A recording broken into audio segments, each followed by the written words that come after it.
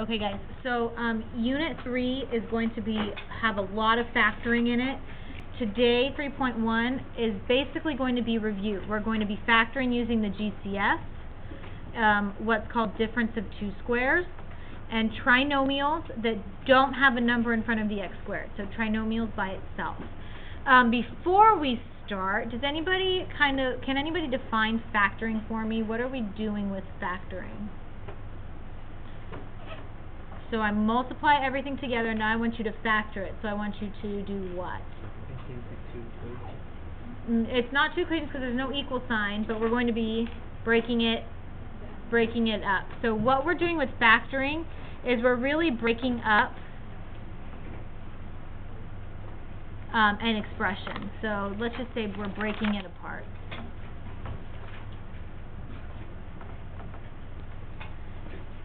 So really what we're doing when we're factoring is we're just taking an expression and breaking it down.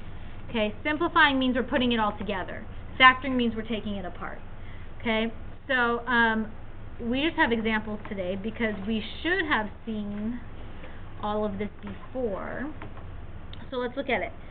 Example 1, 3a minus 36. I will tell you right now, we're going to use the GCF method. So before we get started, what does GCF stand for? Good job. So we have our greatest common factor.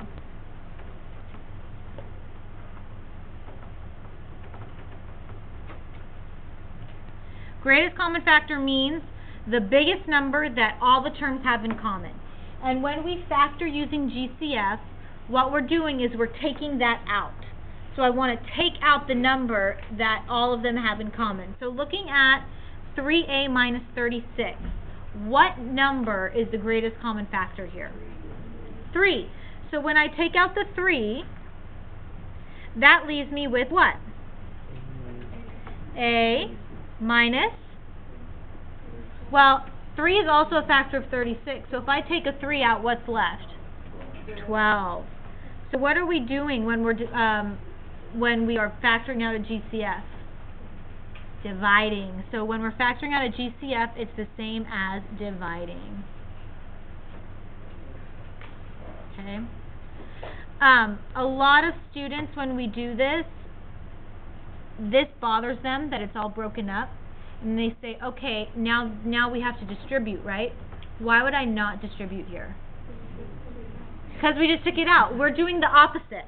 Okay, so distributing is the same thing as putting everything together, right? When we're factoring, we're dividing, so we're taking it all apart. That's what we're doing here. So we want to see all of the parts. So that would be your answer. Does that make sense? Okay. Example 2. X squared minus 121.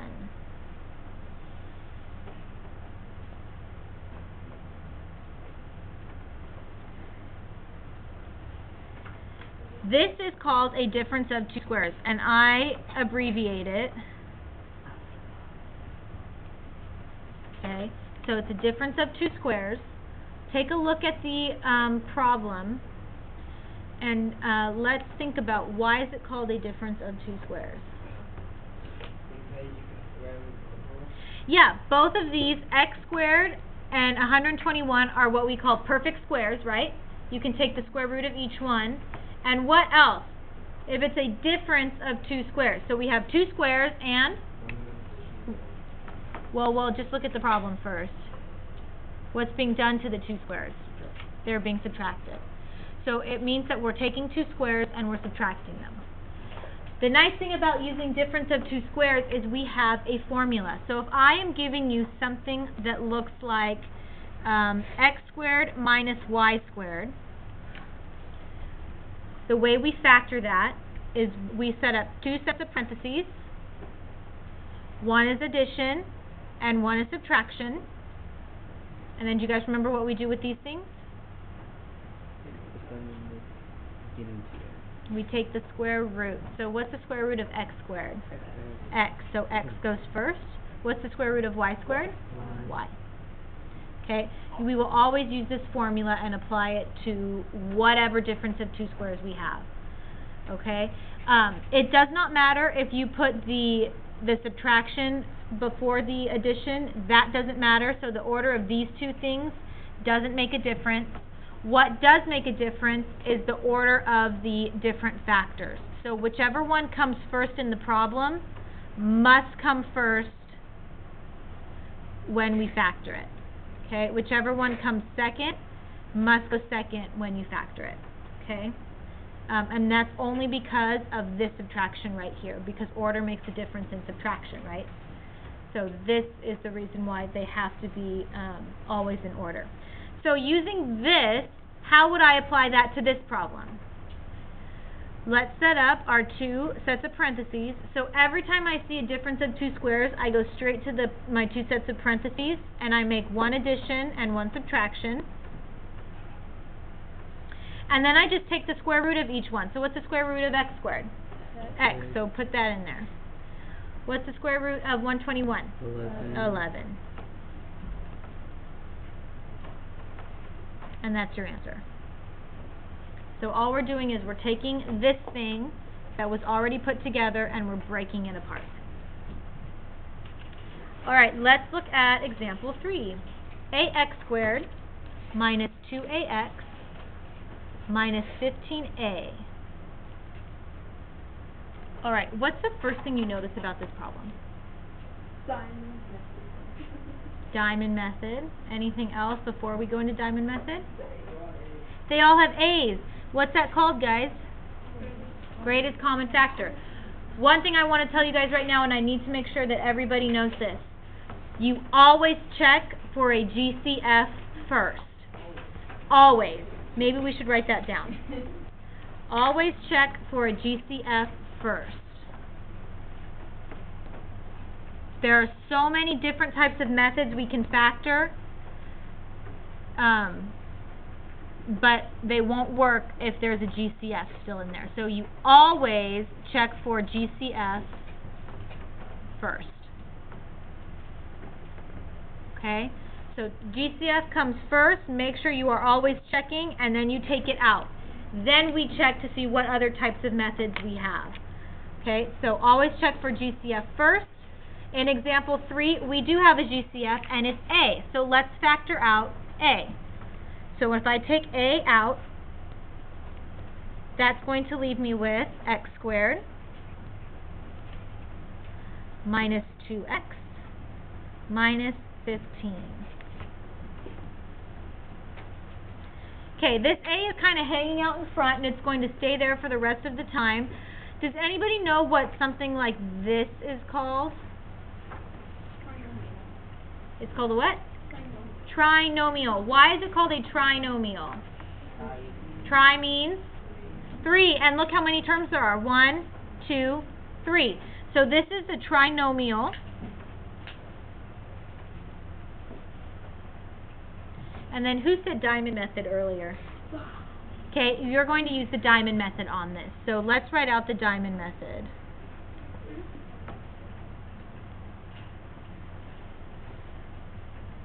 How many of you have heard of the diamond method before? At least remember it. Remember hearing it before. Okay, good. Okay, so for diamond method, whenever you have a trinomial with just an x squared, so there's nothing in front of the x, we can use what's called the diamond method. So we set up our diamond. So actually, let's set it up over here. On top goes what the very last term, so negative 15. On bottom goes the middle term. So for this, it would be negative 2. We are looking for two numbers to put on the sides that multiply to negative 15 and add up to negative 2. Can you guys think of two numbers that multiply to negative 15 and add to negative 2? Negative 5 and positive 3. So how do we use these two numbers? What we do is we first have to bring the A down because it doesn't go away. And we set up two sets of parentheses again. The very first is always going to be x. And then we just take these two guys and we stick them in. So minus 5 plus 3.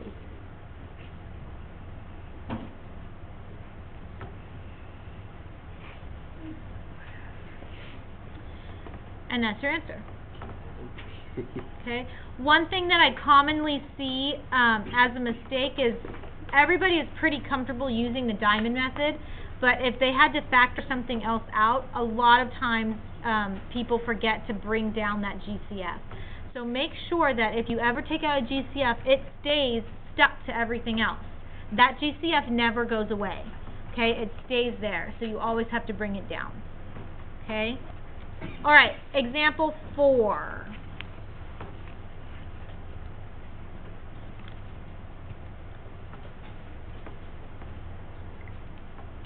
So first thing we should always check for is a GCF. Does anybody see a GCF?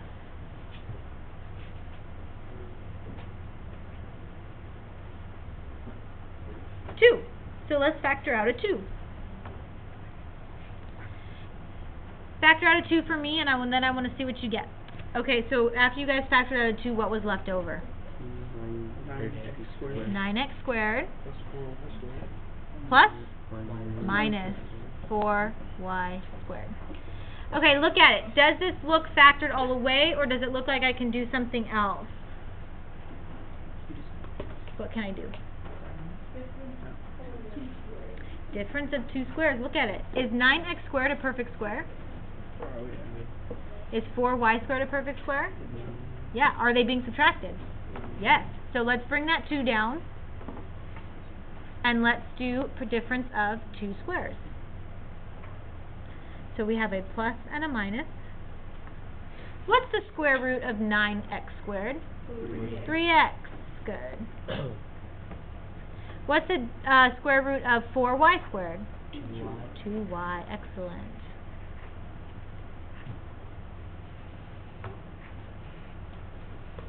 That's my answer. We can't do difference of 2 squares. So sometimes, like in example 4, you take out a GCF, but then there's more work to be done. Okay, so we're going to be looking at a few more multi-step problems. So let's look at example 5. Y squared minus xy minus 6x squared. Okay, so first thing we should always look for is a GCF. Do you guys see a GCF anywhere? No. Is it a difference of 2 squares?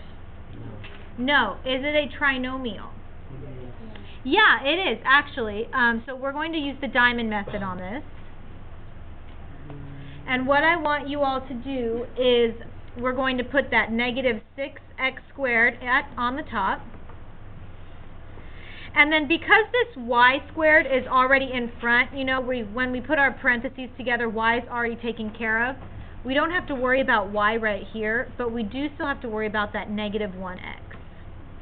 So we don't have to worry about the y because we already took care of it right here. But we do want to worry about the negative 1x. So what two numbers add up to negative 1x and multiply to negative 6x? Negative 3x and 2x. So just take those and plug them in here.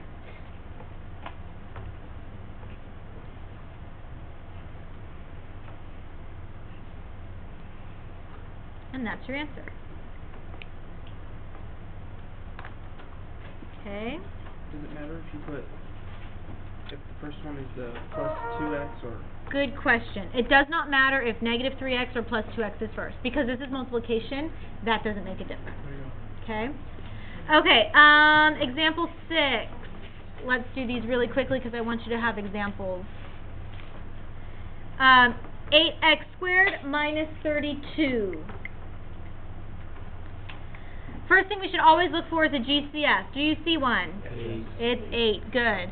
So factor out an 8. That's going to leave me with x squared minus 4. Am I done? No. No, what is that? Perfect square.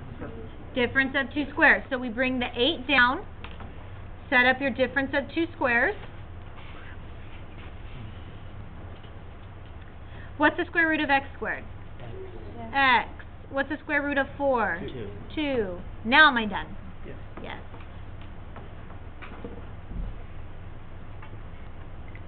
Good. Okay, almost there.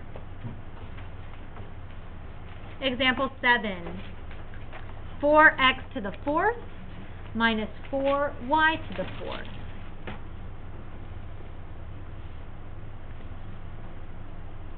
First thing I should always look for is a GCF. Do I have one? Yes. Yes. What is it? 4. So factor out a 4. That's going to leave me with x to the 4th minus y to the 4th. Done? Nope. No, this is a difference of 2 squares. So bring the 4 down. Set up your difference of 2 squares. What is the square root of x to the 4th?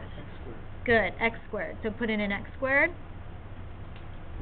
What's the square root of y to the 4th? Y squared. Look at this carefully. Am I done? No.